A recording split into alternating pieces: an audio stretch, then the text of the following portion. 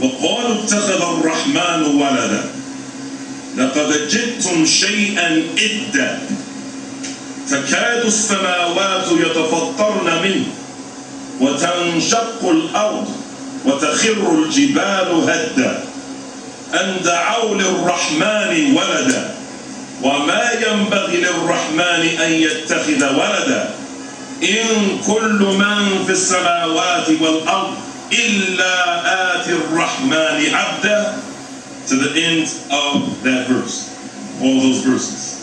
Listen to those verses. It says, and they say that the most gracious, the most beneficent, the most merciful, the one who's above the heavens. And when I point in this direction, you know I can't be talking about anything that's like you and me. I'm talking about the one who everything belongs to him. They say that the most gracious has begotten a son. The most gracious, the one who has no needs, the one who is totally independent, the one who every single thing depends upon him. He doesn't get tired. He doesn't need to eat. He doesn't need to go to the bathroom. No needs whatsoever. The giver of life and the cause of death, they say that him, he, the Lord of the worlds, has taken a son. Has taken a son. If we just stop right there with this verse, that the Lord of the worlds has taken a son, on the streets of Newark, New Jersey, we would say, in colloquial terms, in common slang, you're not giving God his props. That's what we would say. For the older guys who don't understand those expressions, what we mean by that is, you're not giving him his due just in estimation. You're not giving him what he deserves with regards to how you value him. You're not giving him his due with regards to his divine attributes and his infinite qualities and most perfect characteristics. And they say that the beneficent one, the one who has no needs, has taken a son. Then, the next verse. Indeed, you have brought forth a terrible evil thing. What is that terrible evil thing? That you have attributed to God a humanistic quality. I want a non-Muslim sitting here to tell me now, because the Muslims don't have the right to say anything right now, because this is your day. We don't want to hear anything from the Muslims. The Muslims have to be quiet. And don't be shy, non-Muslims. What do you think that terrible thing is? What do you think that terrible thing is to say that the Lord of the worlds has taken a son? We want to help you. We'll help you with the answer. Having children is a humanistic quality. So what's wrong with saying that God has a child? Non-Muslims. Anyone here that's a non-Muslim. Think about it. Just put your faith on the side for a minute and do what the book of Thessalonians says in the Bible. All things must be proven.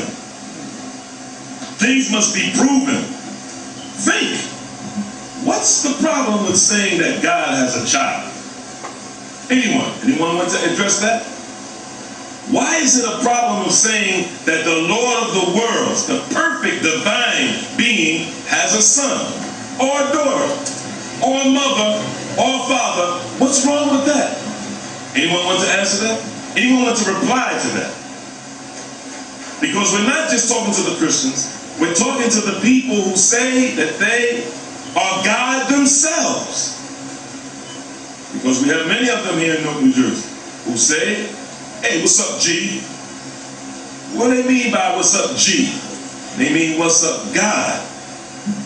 Because they claim to be God. What's wrong with that? If you're too shy to answer it, we'll tell you. Once you say that the Lord of the worlds, whom he says about himself, he neither has a child, nor was he born, and there's nothing like him. Once you say that he has a mother, or father, or son, or daughter, or children, you have brought him down and diminished him from his holy, divine, infinitely perfect, not giving him his props to a lowly creature like me and you that urinates and defecates, burps and farts, excuse the expression, but I have to say it like that so maybe it'll jar your thinking.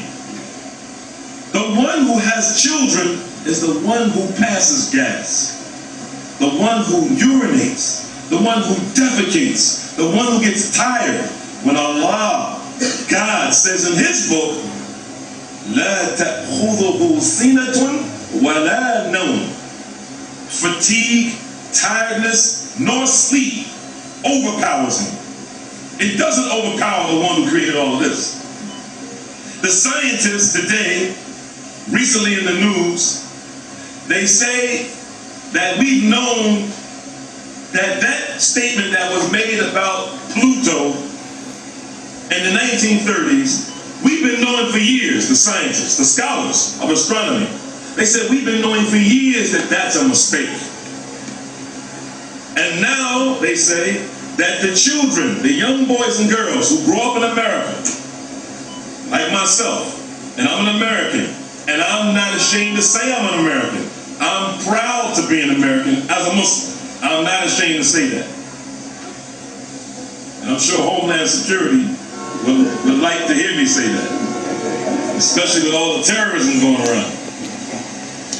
Now they're saying that the young children, they will never know, growing up, learning in these schools, that Pluto was called a planet. Because now they say we're going to call it a dwarf planet. It's not considered a planet anymore. They changed. Why did they change? Because some new information came to them from their investigation, using their minds that forced them to not accept it as a planet. The verses go on, whereby the heavens are almost torn, and the earth is split asunder, and the mountains fall in ruins. Meaning, just by the mere statement that God has taken a son, the heavens are about to burst asunder. They're about to split apart. The earth is about to sink and rip apart, and the mountains are about to fall. Maybe you don't realize how strong mountains are, because maybe you're not thinking. Maybe you don't realize how firm the earth is, and how vast the sky is. From the statement that they say that the Lord of the worlds has taken a son, the creation that can't even speak, the sky and the earth and the mountains that don't even have intellect, and here's the human being that has intellect. The Lord of the worlds has given you and I a brain. As my mother says to me, boy, use your head for more than a hat rack. Use your brain. She says God gave everybody, when I was little, and she may still say it now. She says God gave everybody a brain, but everybody doesn't use it. Use your brain, just think. The Lord of the worlds has a son. So by that mere statement, the mountains that can't even speak or think, the earth and the sky they're ready to crumble and burst apart by the mere mentioning that the Lord of the worlds, the divine being who created everything that has no needs, is going to do the act of procreation? No, procreation is for you and I. What is the meaning of procreation? I learned in Weekway High School in my biology class that procreation means you take something that's already created and you reproduce it and make something else. That's called procreation. That's why we have the sperm for the men and the egg for the woman. I didn't create my children, and you didn't create your children. You